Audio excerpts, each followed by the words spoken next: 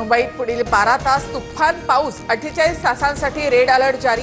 गरजेचं असेल तरच मुंबईकरांनी घराबाहेर पडावं, मुख्यमंत्र्यांकडून नागरिकांना सतर्कतेचा इशारा। मुंबईला पावसाने झोडपलं, मुंबईत 2 तास 170 मिलीमीटर पावसाची मुंबईत नोंद। मुसळधार पावसामुळे ठिकठिकाणी गाड्या पाण्याखाली। मध्य रेल्वेची लोकल सेवा विस्कळीत, ठाणे रेल्वे स्थानकावर प्रवाशांची गर्दी, कामावरून घरी परतणाऱ्या नागरिकांचे हाल। मुसळधार पावसामुळे लोकल खोळंबल्या, मध्य हार्बर मार्गावर रेल्वेची लोकल सेवा 20 मिनिटं उशिरानं सुरू। जीव धोक्यात घालून प्रवाशांचा रेल्वे ट्रॅकवरून पायी प्रवास। माटुंगा पोलीस ठाण्याजवळ पाण्यामध्ये अडकलेल्या स्कूल बसमधील विद्यार्थ्यांना पोलिसांनी सुरक्षित बाहेर काढलं। माटुंगा पोलीस कर्मचाऱ्यांनी वेळेत केलेल्या मदतीचं सर्वत्र कौतुक।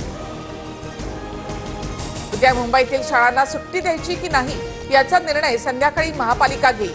मुंबईतील पावसाचा आढावा घेतल्यानंतर मुख्यमंत्री फडणवीसांची माहिती। उपमुख्यमंत्री एकनाथ शिंदेंकडून राज्यभरातील पावसाचा आढावा। मुंबई, ठाणे, रायगड जिल्ह्यांसाठी रेड अलर्ट जारी, नागरिकांनी सतर्क राहावं, उपमुख्यमंत्री शिंदेंचं देखील आवाहन।